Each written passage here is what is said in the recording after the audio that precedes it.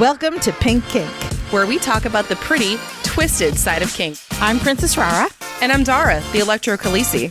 Whether you are a new kinkster or have years of experience, Pink Kink will help you level up your kink knowledge. Join us on this journey as we talk about our personal experiences and use the knowledge we've gained over 28 years of being involved in both private and professional aspects of this lifestyle to help you explore every facet of kink. Get set for an adventure. Not only will you learn and grow, but we promise loads of laughter, turning each episode into a fun party. So fasten your seatbelt and let's get this show started.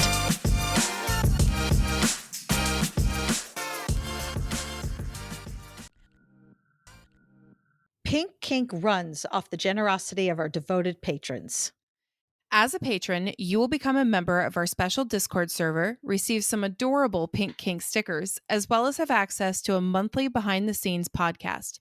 Patrons also get discounts at our Etsy shop, Pink Kink Boutique, and our online classes at Pink Kink Institute. In addition, our impactful and electrifying Pink Kinksters get special audio and video episodes. And finally, patrons at our highest tier will be recognized as producers, both here on the podcast and on our website. If you would like to become a patron, you can visit us at patreon.com/pinkkinkpodcast or click the link at pinkkinkpodcast.com. Today's episode is produced by our electrifying Pink Kinksters. Thank you, Jay, Witcherman, Brianna Lynn, Daddy J, Fabe, Embers, William P, Claire, Lady Blooding, Naughty and Nice, Butte Pain, Manda Panda, Kat, Stefan, Shadow Phoenix, Brian, May Cry Devil, Ruby Riot, Mistress Velma, Enchanted Sparrow, The Wombat, Impact Hazard, Twitch, The Midnight Girl, Sinful, J21, Daisy If You Do, AK Harley Chick, Violet Rain, Serenity, Belle, Eric, Lady Affliction, Pumpkin Pie, Ms. Tourmaline, S'more, Hacksaw, Wee Mad Beastie, To Be Better For Me, 3 a.m. Thoughts, Crash Override, Iro, Kinky Bear, Sviper No Swiping, Barbie, Navigator Bard, Frost, Sinful and Naughty, Coffee and Chaos, Noir, Mr. Pillsbury, Stitch, Peaches, Mighty Owl, Princess Sassy Pants, Chaos Monster, Jessa Lady, DJ Harlow, Ophelia, Drew, Daddy's Pumpkin, Birchbeard, Lady to Kitten, Mongoose, Sadia, Forest, and It's Valentine.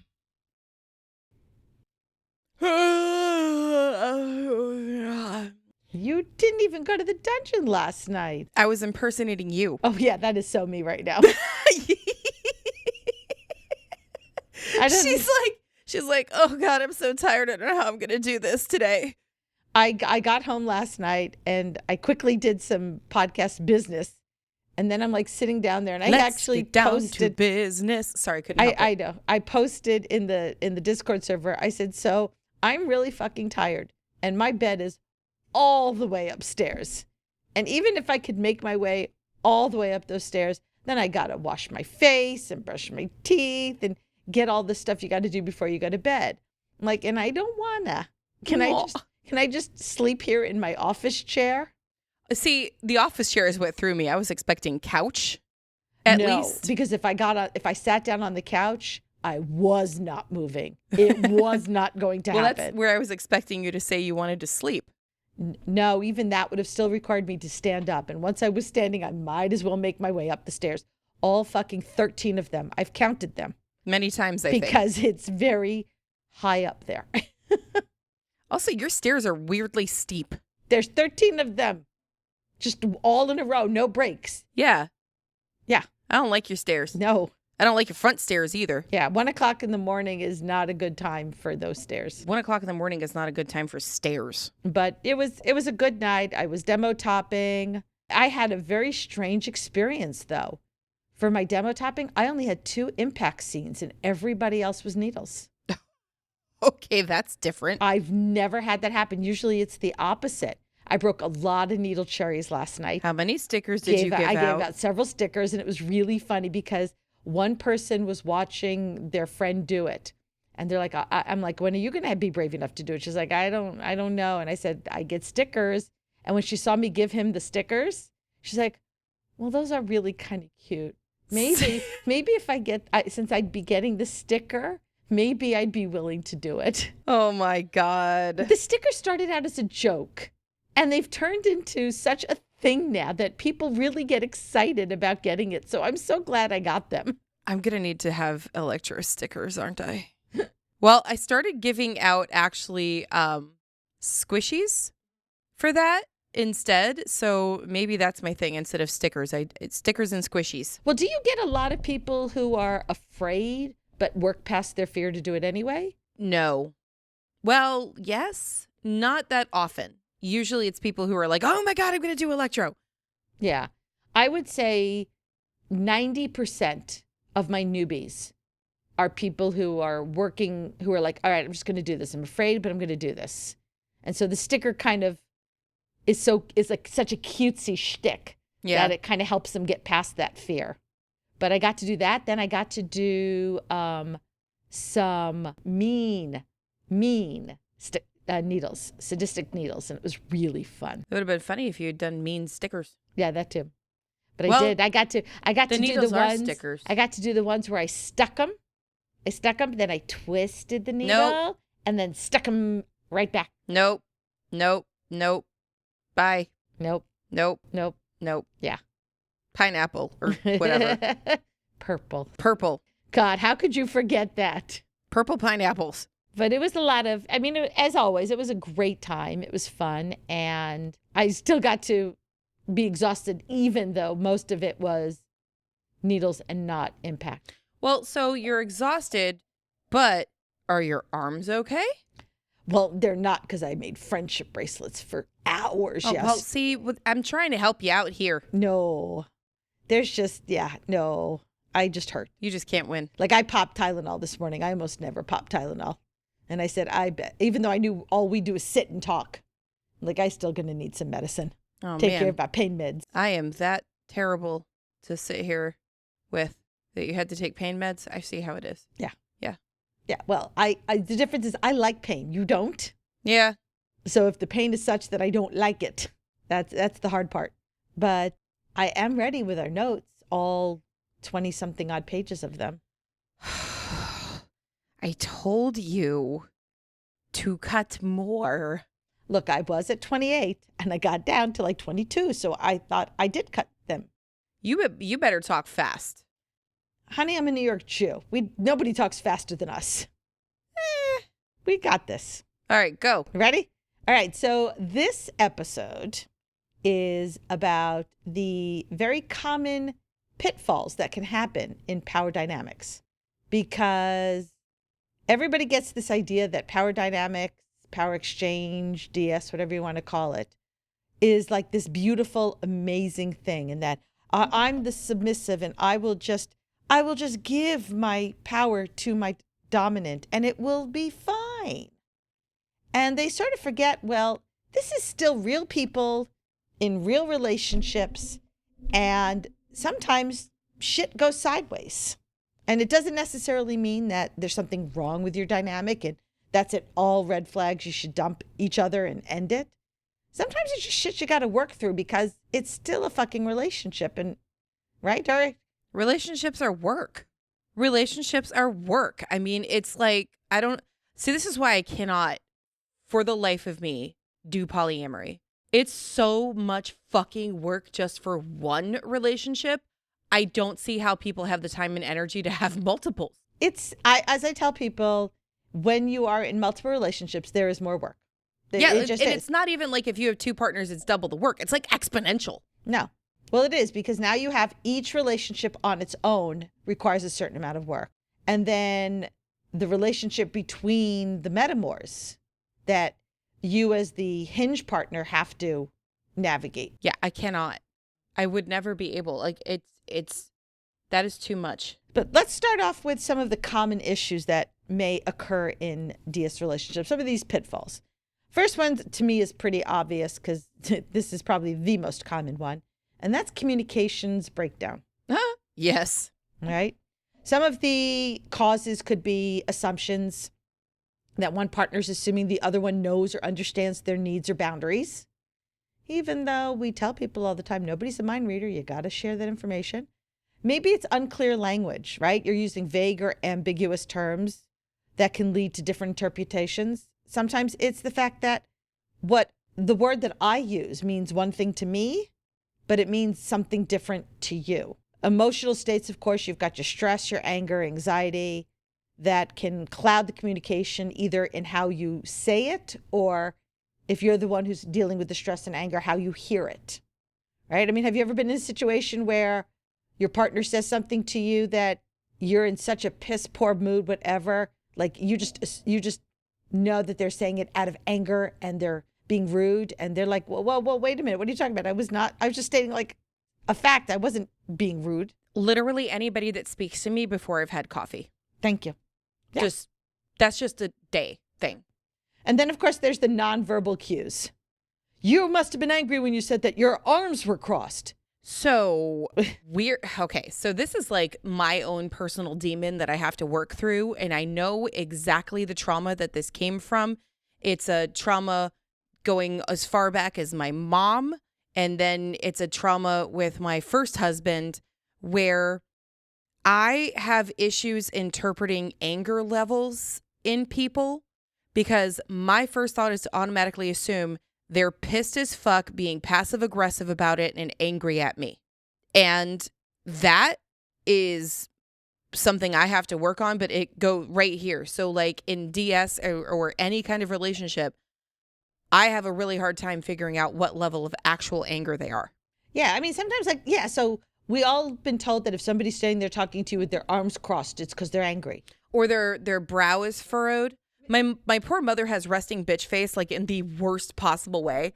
And people at work used to be like, hey, are you mad about something? And she's like, no, I'm concentrating. But she had that really deep furrow thing going on here. Like my brow doesn't furrow, but like this face when she's all scrunched up and stuff. And it's like, she looked pissed.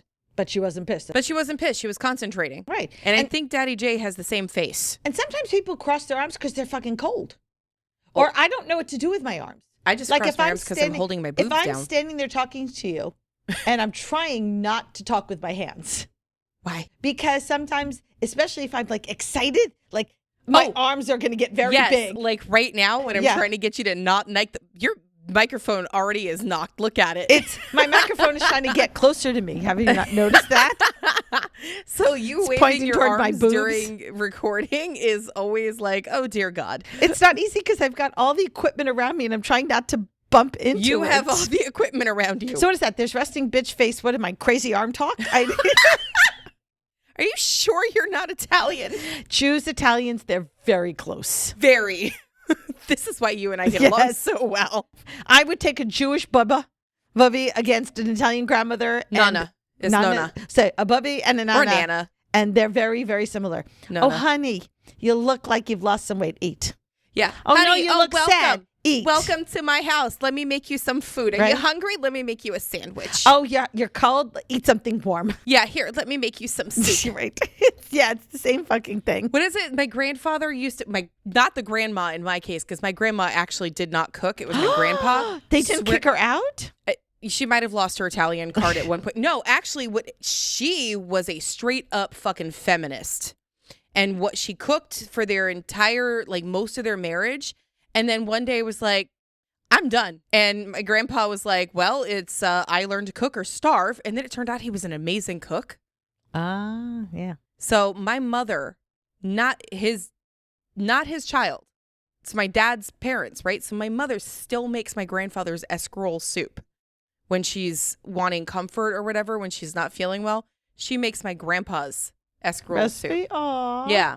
It's kind of cute. I love it. I don't even know what the fuck escarole is. Yeah, I don't know. It doesn't sound like something I would necessarily want to eat. It's a green I probably thing. Should. Oh, it's green. Okay, that's much better. It's a I was leafy thinking green vegetable thing, but no, yeah. It's a leafy green vegetable. All right. So some of how these misunderstandings look in, let's say, power dynamics is a submissive is not expressing discomfort during a scene because they just assume that their dominant's going to just know that they're uncomfortable. Mm-hmm. Or a dominant might believe that their submissive is ready for a certain level of intensity, but doesn't actually ask them if they're ready. Yeah, assumptions are no bueno. Or maybe there's a misalignment in the frequency of check-ins during a scene, and the dominant is not asking as often as the submissive wants, or in my case, it's usually they're asking too often. Yeah. Because I'm like, I'm fine. I'll fucking let you know when I'm no longer fine. Can I just chill in this experience? Poor John. Give me a color. Oh my God. Give me a color. Give me a chicken. I'm going to throw a chicken at him. Oh, well, okay. But that was actually I told funny. somebody about that Last night? Last night. Oh, I thought they were going to fall over laughing. Hopefully you were doing that during Impact and not Needles, right? Oh, no. It was talking to the demo rope top. Okay. And we were just shooting the shit until the doors opened. Right. The importance, obviously, of direct and explicit communication in DS context, in any context, is that you need to make sure that both partners are clearly articulating their needs, their desires, their limits, not only before, but during and after the scene, because things could change and they need to be able to express that. Things like regular check-ins and tools like safe words or the traffic light system, whatever you want to do, you need those to maintain ongoing clarity, and you need to continually discuss them because they might change. You know, maybe it'll be somebody like Dara who will go one day, oh, I just realized, do you know that when I say, okay, that I'm really meaning you need to stop? Yeah, so the problem with that one is I didn't realize that. Daddy J did. But that's good. But he told you. Yeah, no, he informed me that apparently was my safe word when I go nonverbal. It's the only thing I can say. So he communicated it. He did. Good job, Daddy J. He did a good job. So another common pitfall is trust issues, right? Trust is essential because it's developed through consistent, respectful behavior, keeping promises, and mutual care. And without trust, I don't understand how you can possibly have a DS relationship, because trust is foundational. Allows vulnerability. And I can't give up my power because I'm a control freak, but other people who can give up their power, they do it because they trust the other person is going to take that power and treat it well, respect it, take care of their partner. And if you can't trust that your dominant is going to do all that for you, I don't know how you can let go of that control. That's why I don't ever let go of the control, because it's going to sound so bad, but you guys have been around hopefully long enough to know this is just who and what I am, and you're okay with it. I can't let go because it's not only that I don't trust somebody's going to do it, I don't trust they're going to do it right, which is my way. So it's hard. And am I wrong? This is why Ra does not identify as a sub at all, because even when she was subbing, it wasn't actually subbing. No, we were doing it my way. Yeah. Because I would just go, hey, Daddy, how about we do this? Hey, Daddy, how about we do that? And since he really actually wasn't a real dominant, he was like, okay, because it made his life easier because he could just do things my way. Trust.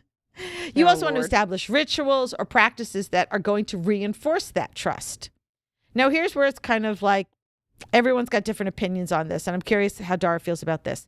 I am not a fan of testing whether or not I'm going to stop if you use your safe word. I fucking hate that shit. Some people are okay with it. Some people are like, that's fine, let's do it.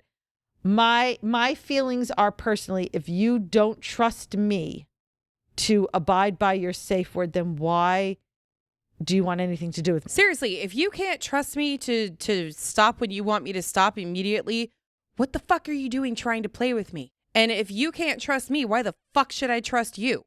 Well, and that's what's interesting, because everybody talks about how the submissive might not trust that their dominant is going to use their safe word, is going to abide by the safe word, right? Mm-hmm. Nobody ever talks about the fact that dominants have to trust that the submissive is going to use the safe word. Because I actually know way more cases of submissives not using a safe word when they should have than I do of dominants not abiding by the safe word. Well, dominants are very, very careful now. I mean, you've got to be a really shitty person to not abide by a safe word. And they exist. Sadly. I'm not saying they don't. I'm just saying you have to be really shitty. Most of the people that we know, not shitty. I try really hard not to hang out with shitty people. And if I find out the people I hang out with are shitty, I stop hanging out with them. Exactly. And we've done that. Yeah. Some possible scenarios where trust might be compromised could be a dominant pushing a submissive's boundary without prior agreement and discussion, which could lead to a breach of trust. This has happened to me, a submissive withholding critical information, for example, health concerns or emotional states, which now undermines the dynamic, or in my case, it scenes. Well, like when I found out that the person who I was putting needles in neglected to tell me that they were higher than a kite. Mm. Oh, how freaked out would you be if somebody neglected to tell you they were on blood thinners? Oh, beyond, because especially if I'm doing needles with them. Yeah. Yeah. Well, wouldn't that also affect the impact? It could. What it will do is it will result in more bruising. I know people who will do it on purpose. I've known people who will actually take like baby aspirin to thin out their blood to increase the bruising. I feel like that would cause internal damage, though.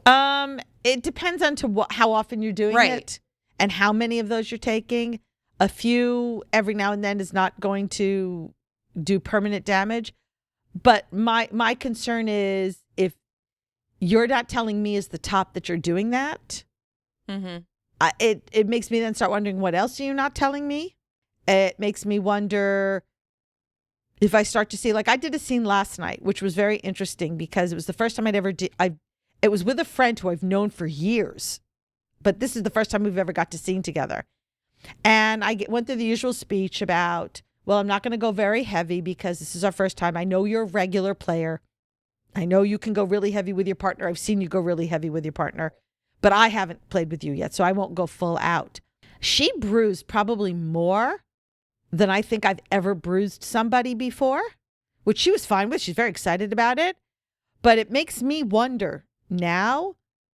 I know she's got some health problems, so like she might not have gone through all the different medications that she might be on. That might be the reason she bruised more. But I already knew she had health issues, so I'm not upset with her. But I sort of started to pull back a little because of how bruised she was and not hit as hard. And I already thought I wasn't hitting. I mean, I've hit naughty and nice way harder just during warm up, for crying out loud. Yeah. Well, she can take a lot. Yeah. So, but these are the sort of things. I mean, once trust is broken, I don't know how you can get it back. Couples who there's been cheating and they managed to work their way through it, that's a lot of work. Because if I found out my partner was cheating, I don't know that I could eventually forgive them. But as my grandma always taught me, you can forgive, don't ever forget. So I don't know that I could continue because the trust is just gone. The trust would be so broken. I don't know how I'd feel. I don't even want to think about that. So another pitfall is power imbalance and abuse.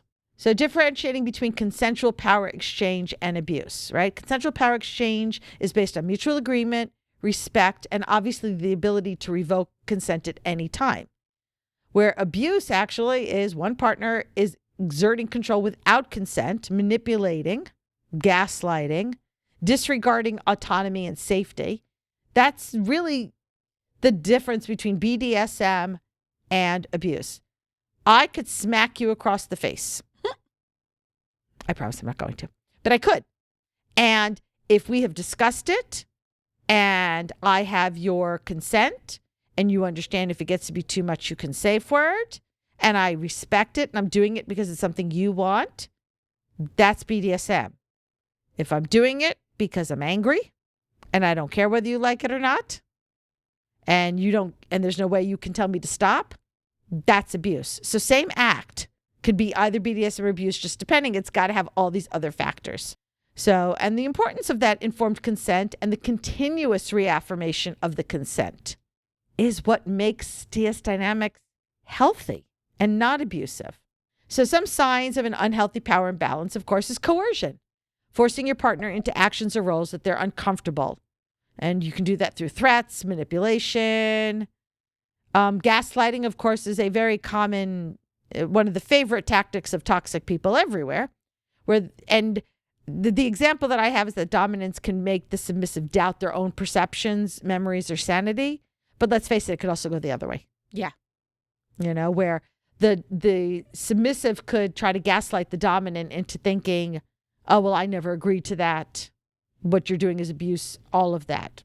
Isolation. If the dominant is isolating the submissive from friends or family or any support networks, dominant's telling their submissive, oh, you don't need to go to your friends for advice and stuff, come to me, or you don't need to take that class because I'll teach you what you need to know. All of this is isolation. And then, of course, manipulation, twisting the narrative to make the other partner feel guilty or responsible. Another pitfall is external pressures. There's, of course, the social stigma and misconceptions about DS relationships. The negative stereotypes where it's inherently abusive or degrading. The challenges of coming out as a DS couple to your friends or family who might not understand or accept the relationship. And, of course, dealing with your own internalized shame or guilt stemming from the societal misconceptions about kink. I know a lot of very strong women specifically who struggle sometimes with, why do I like this? Why do I want this? I've had that more so from the masochist standpoint. Like, why do I like somebody physically hurting me and beating me? Yeah, you went through that. I still do every now and then. Mm-hmm. On the other side, I don't do this with my sadists, but I do know a lot of sadists who struggle with, what's wrong with me that I like hurting you? See, I never went through that because something about electro, because it can also tickle. Mm-hmm. And most people get like super excited about it. Like, I never went through the, why do I like hurting you? Because for me, it's, I'm playing with you, sort of. I don't know. Yeah. Well, I never go through it on the sadist side because I was a masochist first. So I know how much the masochist wants it and yearns for it and loves it. So it's never been hard for me as the sadist to wonder why I like hurting you when I see your joy. Well, not you, the generic you, because not yours. No, I get it. Right. Your excitement and your love and your happiness. And I felt that. And I understand that you wouldn't feel that if I wasn't able to give it to you as a sadist. So I've only struggled from the masochist side. And again, I think it's because of being a strong, kick-ass woman.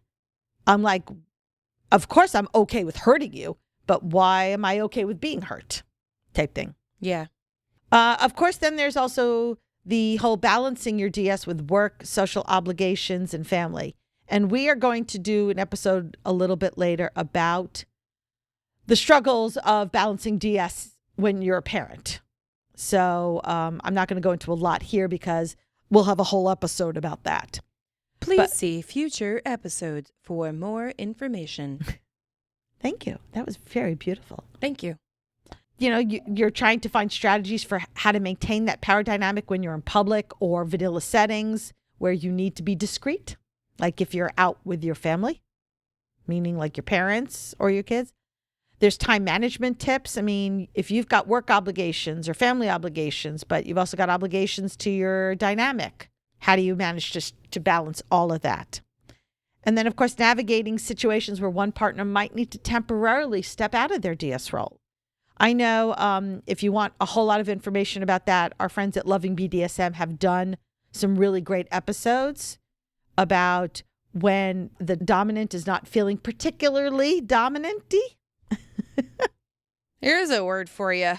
You know I like to make words up because dominant-y. Dominant-y. Because of mental health issues and physical problems.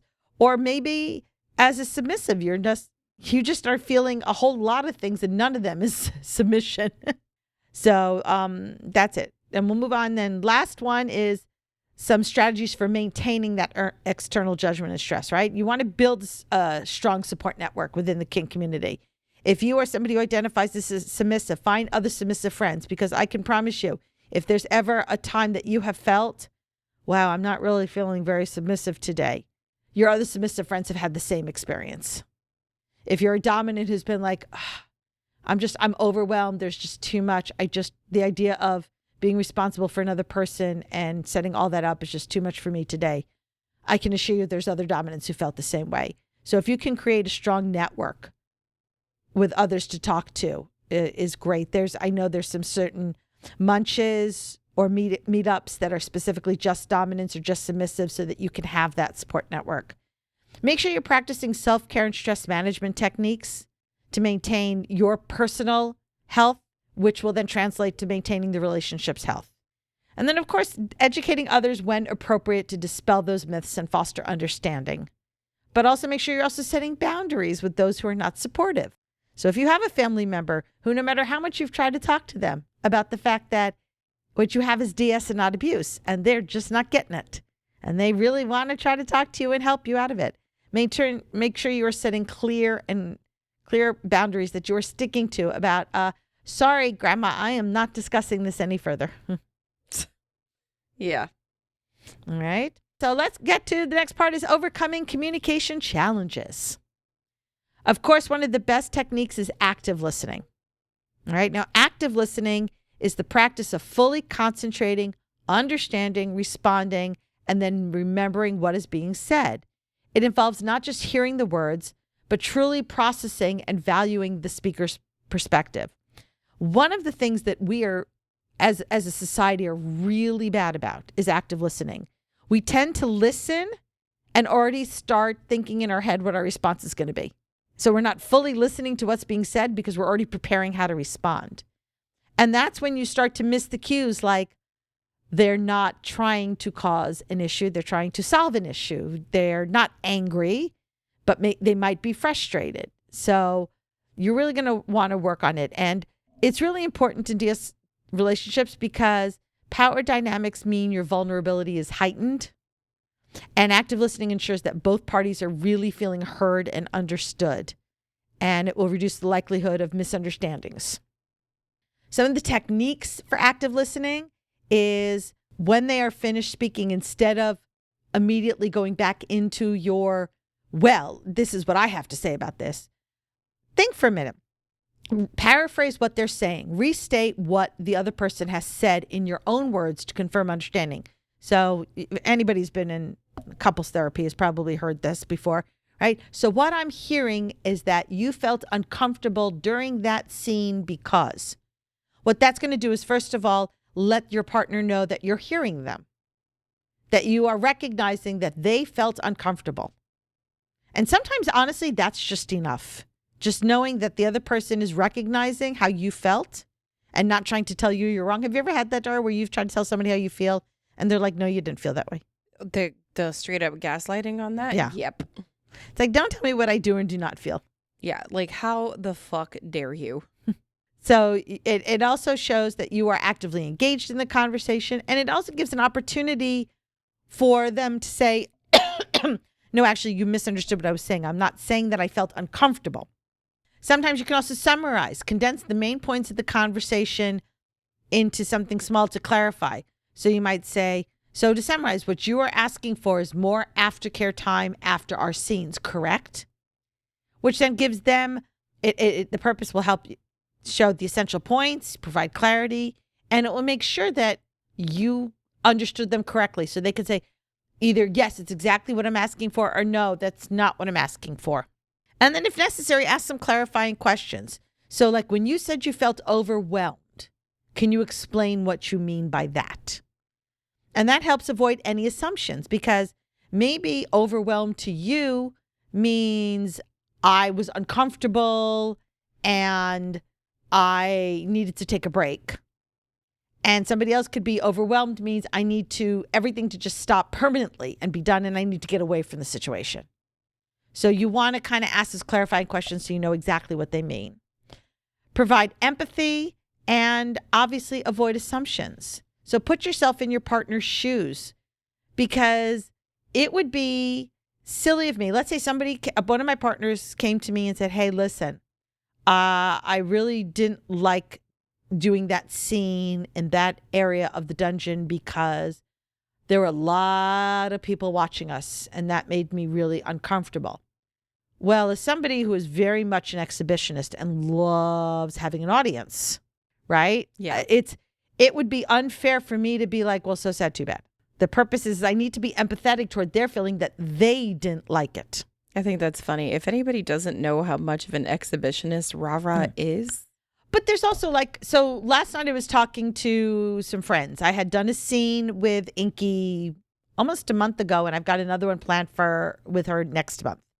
And her partner, he's the one who let me put needles in for the first time. And we were just talking. He's very excited to watch our next scene because he had never had so much fun just watching a scene before. And he loved that he had been included in it, that I had talked to him, she had talked to him, that it was almost like he was part of the scene.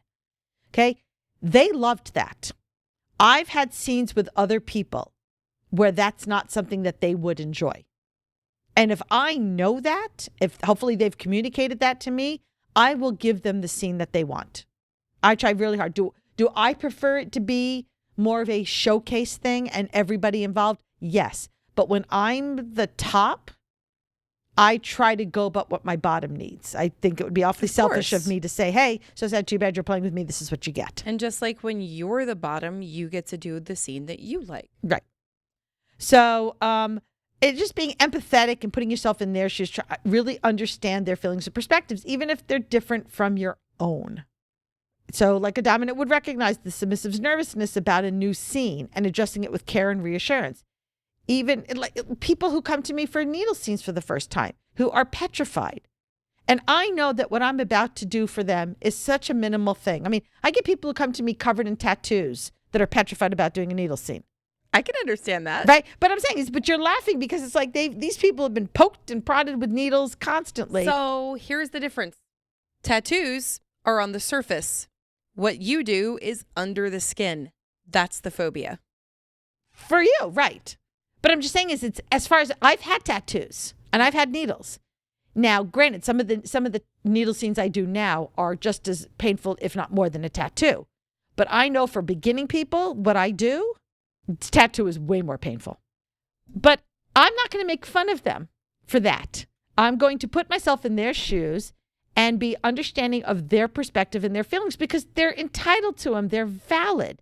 As silly as I might think they are, in my head. What I might say to them is, I see you have a lot of tattoos. What I do is going to be a lot less painful than that. So I think you'll be okay. But I don't tell them that they're silly for thinking that way or for how they should be ashamed of being afraid to do it. Like that would just be rude. Yeah. I'm only rude to people who deserve my rudeness. And me. Again, I'm only rude to people who deserve my rudeness. That's what I said. Do you see the fingers? All right. So you want to also avoid assumptions, right? Don't assume that your partner feels a certain way because of past experiences or generalizations. Instead, ask and confirm their current state of mind and feelings. Because they might have been fine with something last week, and then all of a sudden, this week, not so fine. Put together some tools so that you can work with each other and you know what to expect. Maybe you've got a pre-designed questionnaire that prompts both partners to reflect on various aspects of the relationship. So you want to sit down and maybe once a month, once a quarter, whatever works for your relationship, where you talk about, okay, how are things in the dynamic? How are you feeling about things? Do we need to make changes? Your questionnaire can ask about things like emotional well-being, satisfaction with the power exchange. Do you need to make any changes?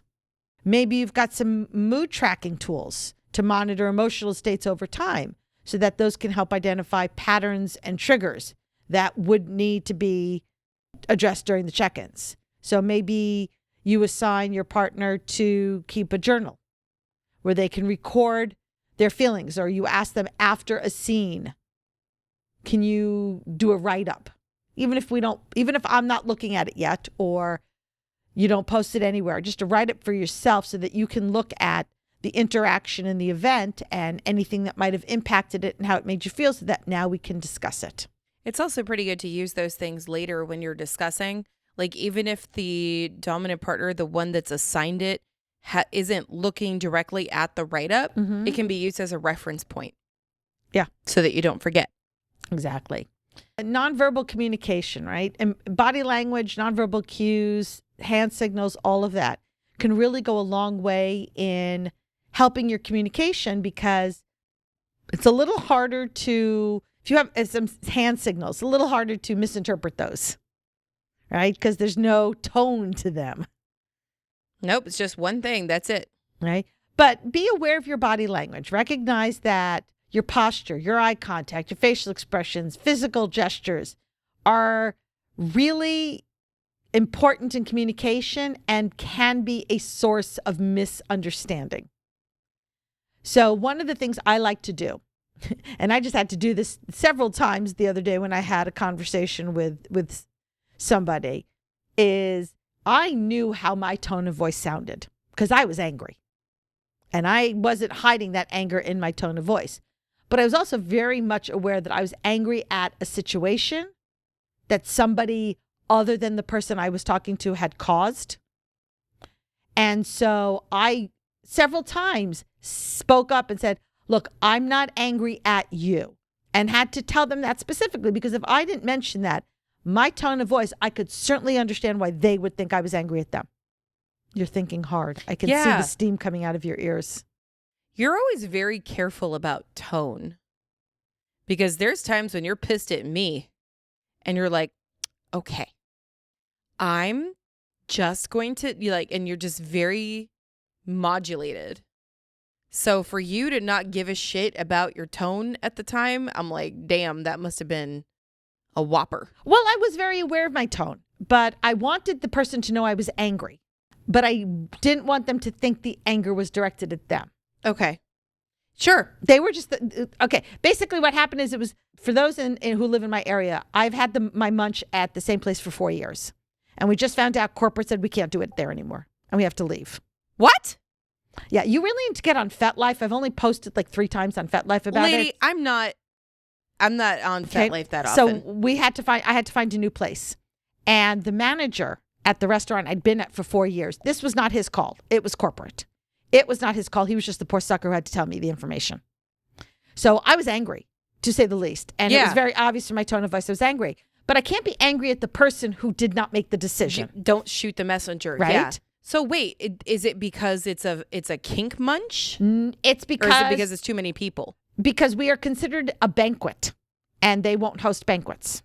Oh, that's going to be really tough then, because most places you have to do like a set menu and all of that other stuff when it's a banquet. Yeah, so we found a new place. We have a new home. Check your Fet diary. You'll find out all about it, or I'll tell you when we're not recording. But... I was very careful and I've done this. I mean, I do this with customer service reps all the time, because the poor person at the other end of the phone should not have to bear my anger when they're just the messenger. But I'm angry, and I'm not going to try to withhold my anger. So will constantly say things like, I'm not angry at you. I know you didn't make this decision, but I am angry because I'm allowed to be angry about this situation. You guys, she's grabbing her phone right now and hurrying up and looking it up. I gotta find it. This is important shit. Just look me up. Now I'm scrolling through all the stuff on the front page, and I'm like, damn, there's a lot. I don't look at this shit. Just go to the DMV area Kinksters Munch group. On my way. Okay, it should be the second, unless somebody's added something since, the second one. So just be aware of that. If you are somebody if you've got a submissive who's got a tensed body or an averted gaze, that may indicate that they are uncomfortable. Even if they verbally consented to whatever is happening. I know as I have stopped and asked people in the middle of a scene because of the way they sighed. I will stop and go, are you okay?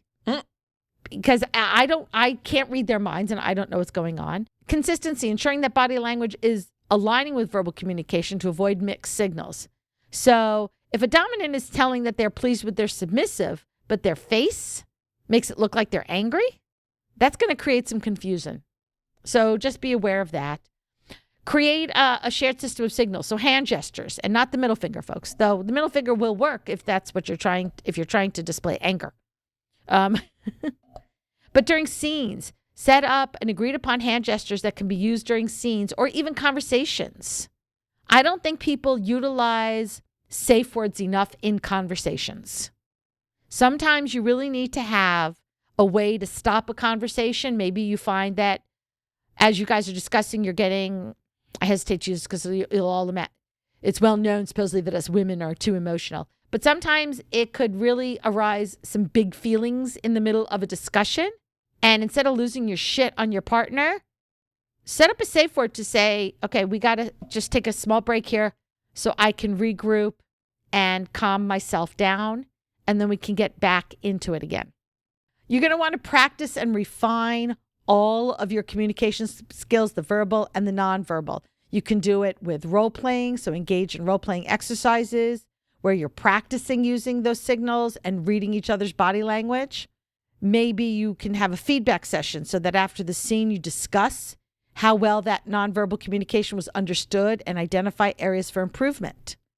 So that to me is one of the best things that you can do is at the end of a scene, sit down with your partner and just do, what's the word I'm looking for? After. I got nothing. It'll come to me. Like after something happens and you go through and you just make sure, let's talk about it and see how it all went. Like not an aftercare, No. but like a feedback session, review? what's in my notes, but that's not what I'm thinking about. No, like more like a review. Maybe. Yeah, like a review where you talk about, say, okay, so this worked, this didn't. And then, of course, obviously adapt to changes and be willing to make those changes and make those changes nicely, right? Like if my partner tells me something I'm doing is not working and I've got to make a change, being grumpy and angry about it, go, I don't understand why this isn't working for you. It works for everybody else. Why is it working for you? Is not conducive to a healthy dynamic. And it's just going to make your partner angry and probably not want to deal with you. Be open and willing to make changes. And even if they make you angry, keep that to yourself. Keep that shit to yourself and make the changes, because what works for one of your partners is not going to work for another partner. Everybody is different. I like sarcasm. You can be sarcastic with me and I'm okay with it. Not everybody can handle sarcasm and not everybody likes it. So you make those changes. I mean, I'm sorry, but Gen X, sarcasm is our second language. We were raised on sarcasm. I speak fluent sarcasm. I just, I understand fluent sarcasm. Sometimes my dryness, I guess, which I think is sarcasm, isn't, and people get confused. All right, let's talk about trust, building and rebuilding trust. All right, you're going to want to start by establishing trust from the very beginning. And some of the ways that you can do that are a clear communication of needs and boundaries from the very first moment. You have to have initial discussions where you are setting up exactly what each partner needs, their desires, their boundaries. And when you hear those from your partner or a potential partner, your response should be, okay, good. Thank you for sharing that with me. Not judging it, not telling them that's stupid. Who does that? Oh, you'd be amazed at what people can do. Who does that? Right? You're going to want to discuss triggers and any specific preferences in the relationship. For example, you might say, I need to feel secure in my dynamic by knowing that my hard limits are always going to be respected, even during intense scenes. Make sure that the boundaries are, that you've used clear, direct language to outline your boundaries and encourage your partner to do the same. So you might want to say, like for me, right? I have to be very clear. I do not do any scenes that that involve humiliation. That's a boundary for me. I don't like to give or receive humiliation. And I want to build you up, not tear you down. Not tear you down. That's me. I'm a caregiver. Dominant. That's my role. That's what I like. Nope. For that, you come to me. All right. Be very transparent about past experiences and current intentions. So even make sure you are talking about past breaches, past traumas, past issues where maybe your safe words were not listened to or you were gaslit. Say something like, I've had issues with trust in the past because of previous partners who didn't respect my boundaries. So it's really important for me to know that we are on the same page. Make sure that you are clearly talking about what the current intentions is. My intention is to create a safe, long-term DS dynamic where we can explore power exchange while always prioritizing each other's well-being. That sounds like the beginning, like the thing that you put on a resume, the objective. Well, that is. It's exactly. Can you imagine? I'd be interested in talking to you about being your submissive. Here's my resume. Oh my God, that'd be amazing. Are you kidding? With the Here's references and my everything? skills. Fuck yes. Dominant should have a resume, and so should fuck yeah. I think we should start this as a thing. Can we make those? Is this the royal we again, my love? No. Like you and me. Could we make like our dominant resumes? Of course we can. We can do anything we want to. Okay, because I think that sounds actually like a really cool project. Or that could be one of our classes. How to make your dominant resume. We'd have to make Kinky resume. We have to make that a thing that people can hand out. Absolutely should make that a thing. Oh, that's another class I'm going to be apparently making for the next year. Yeah, we don't have you signed up for class for 2025 yet. Yeah, it'll be in my 2025 class. Apparently, and I'm also teaching another electro class. Oh, can you do it? You can do 2 classes in 1 year? Is that allowed? Hey. This right here, the one that's coming up on the 21st, that's at least my second class this year. See, so you can do 2 a year. So I only have to come up with the other 10 months. Yeah, but you're getting really good at pulling people in. Well, I am. Yeah. I'm letting control go. Congratulations. Thank you. Are you not so proud of me? I am actually. You should. Like, that's because you were starting to fall apart there for a little bit. Just a wee bit. So you kind of need a break. Yes. Just a bit of break. All right. So I'm adding that to my possible class list, which I already forgot what the fuck it is. But now I have a New Year's resolution for you. Oh, dear God. Yeah, What? Teach two classes. All right. Add that to your list. Hold on, where's my list? Right. Come back in December, guys, for our annual New Year's resolutions list where we look back on how we did completing last year's resolutions and we set new resolutions for the next year. Wait, I'm creating. Wait. Wrong list app. Okay. Opening up. Make sure that you're building a foundation of honesty. So I promise that we will always debrief. That was the fucking word I was looking for. Oh, debrief. That is a good one. Yes. Oh my God. Oh, that's a good word. I honestly thought that wasn't going to come to you until the next episode. No, sometimes I get lucky. So I promised that we would always debrief after a scene, and I've kept that promise because I want you to feel heard and respected. Make sure you're building predictability with your words that you use, with your actions, and that's going to reinforce trust over time. The small, consistent actions like checking in regularly, honoring agreements, and respecting boundaries are going to absolutely reinforce trust and build even more. And the long-term impact is going to be the relationship is going to be more resilient when you do run into challenges.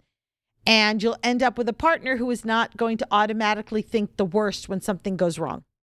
Let's quickly, because Dara's giving me the finger.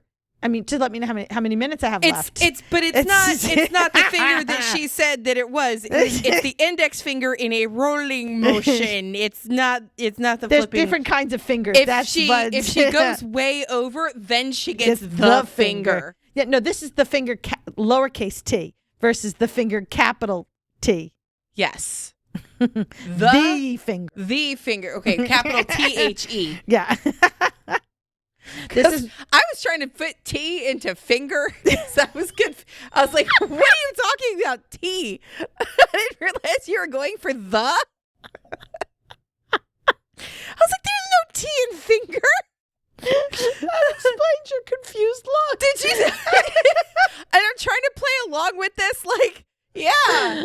T. Oh, okay. It's the finger or the finger. Yes. I love the different pronunciations of each word for enunciation effect. It's both the beauty and the problem with English. Yeah. Too many different ways of saying shit. Okay. Right. The finger is happening. Go. Okay. Thank you. So let's quickly, damn it. Let's quickly address some power imbalance issues. Okay, well, now I have to put that into the chat. Recognizing some red flags. So the early warning signs of an unhealthy dynamic. Isolation, right? You got a partner who's isolating you from friends, family, or even the broader kink community. Excessive control. While control may be consensual in a DS relationship, excessive control is disregarding consent, autonomy, or well-being. Right? Your partner's dictating every aspect of your life, from who you can talk to, how you spend your time. Not good. A lack of respect for boundaries. I don't think I need to say any more than that. That's in and of itself should be unobvious. And then coercion and manipulation. Using guilt or fear to get a partner to comply with demands. All of that is not good. So stop and check in with yourself when you're trying to figure out, is this a healthy or unhealthy relationship? Are you feeling fulfilled, respected, and safe? If the answer is anything other than yes, it's time to reevaluate the relationship. For sure. Am I comfortable expressing my concerns? Do I feel my boundaries are being respected? Is my partner acting in ways that align with what we agreed upon going into this dynamic? All right? If you start to feel yourself feeling anxious or fearful when you're around your partner or when you're thinking about certain aspects of your dynamic, it's important to kind of stop and go, why am I feeling this way? So at that point, you want to kind of open discussion for concerns, which how your partner responds to this discussion will also give you an indication if this is a red or green flag, right? So you come up to them and you look, we have a rule in our relationship that any concerns, no matter how small, can be brought up without fear of retribution or dismissal. So I'd like to talk to you about this. And if they start to get defensive, there's your answer. If their attitude is, yes, please tell me what's going on so we can fix this, then green flag. That's green and red flag guy on TikTok. That's what we need. Oh, I love him. Finally saw one where he runs in with the red flag and then runs back out and grabs the green one. Oh yeah, I've seen a couple of those. Right? If something doesn't feel right, it is really important to speak up. Your partner cannot fix what they don't know is a problem. So you are not being a good submissive because you're keeping it to yourself and not sharing it. Again, everybody talks about how submissives have to trust doms. Doms have to trust that their submissive are going to come to them if there's a problem and not try to tough it out. And you can set it up so it's a monthly check-in or after any scene or weekly or just anytime there's an issue. By all means, bring it up.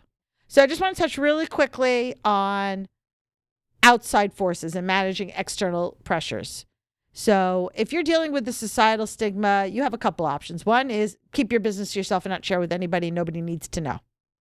Or if you've got people who you want to just make sure they understand and you trust them enough to know that they would believe you if you tell them it's not abuse, right? And make sure that you're pointing out that it's a consensual power exchange, that it's mutual respect, and it's trust. Maybe you need to share with people, have a little education time with them. Either do it yourself or give them a book to read, send them to our podcast so they can learn about it. And remind them that we have clear boundaries in our dynamic and communication ensures that everything we do is consensual and fulfilling and satisfying for us. And if you are just having internal feelings about the stigma, right? Sometimes maybe you find yourself wondering, is what you're doing abuse or is it okay? Stop for a minute, talk to your partner. And if they respond positively and try to help you through it, then that shows you right there, it's not abuse. You're having a very healthy conversation. See, I told you I'd zip through all these. So ultimately, what you want to make sure is that you are working as a team. I say it all the time. What we do is a team sport. And, football games are never won on just offense or just defense. They really, if you want to win the championship, you need both. Help. Rara's doing sports ball references and analogies at me. It's September. It's football month. It's my favorite time of the year. Ew. Sports ball. Look, I could be watching the game, but I'm here with you recording. Oh, well, you have to. I've been informed that Monday is football jersey day at work for football spirit. Do you have a football jersey? No, but I do have a Quidditch t-shirt that I'm going to wear. Oh, that's perfect. So I bought it last year specifically for sports ball days. I love it. That's perfect. It is, isn't it? And it's Slytherin. It's wonderful. I have multiple choices to choose from. I don't have a jersey. I've always wanted a football jersey, like the official football jersey, but they're like $100. Which is also why I don't have one. But And my poor son, my middle son, who is even more of a football fan than I am, if that's possible. We have, every once in a while, like he would ask for his birthday present for a jersey. But what happened is every time we would buy him a jersey, within 2 or 3 years, the person whose jersey he had leaves the team. Right. Yeah, that sucks. So he's like, it's happened. And now he's afraid to buy a jersey of his favorite players because he doesn't want to jinx them. Yeah. So my when I was telling my coworker, I was like, no, I'm just gonna wear my Quidditch t-shirt. He's like, holy shit, that's brilliant. Because he also is not a sports ball person. I don't understand you people. Well, he's a cycler. This is the one that a few weeks ago he had an accident. He like flipped off his bike and ended up in the hospital with a 14-inch long gash on his knee. See, I never get hurt sitting on my sofa watching football. Just saying. Yeah, I don't understand you non-sports ball people. I don't sports ball. I don't anything. No. It's my favorite time of the year. I did gymnastics as a kid. When people say it's the most wonderful time of the year, for me, that's September. Well, yeah, because football and your birthday. You can't. And the weather cools down, and I'm sorry, but fall foliage is the most spectacular, gorgeous thing in the world. Amity and Mrs. Malcolm, she apologizes for her rudeness for being so happy about fall. Oh my God, best time of the year. But ultimately, celebrate each other. Be proud of each other for the work that you're doing to make your dynamic healthy and happy. Show each other your appreciation. Tell each other that you're amazing. You're amazing. Thank you. Thank you so much. I'm about to give you the finger if you don't reciprocate. You're amazing too. Oh, thanks. Yeah. Let me just fluff my hair.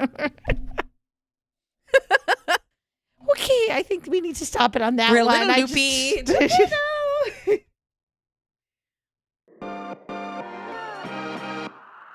Thanks for hanging out with us today. If you enjoyed what you heard, make sure to subscribe so you don't miss a minute of our fun and educational content. New episodes drop every Friday. If you love what we do and want to show support, there are several ways. Join us on Patreon at patreon.com/pinkkinkpodcast. You can support our affiliates or help spread the word about our kinky podcast to your friends. Don't forget to rate and review Pink Kink on Spotify and Apple Podcasts. Those 5-star reviews go a long way in boosting our podcast through the algorithm and reaching more listeners. Sign up for our Pink Kink Institute classes. Shop at our Etsy shop, Pink Kink Boutique. Stay connected with us on social media. You'll find all the links on our link tree posted in the show notes. Your support means the world to us. So until next time, stay pretty, stay safe, and stay twisted.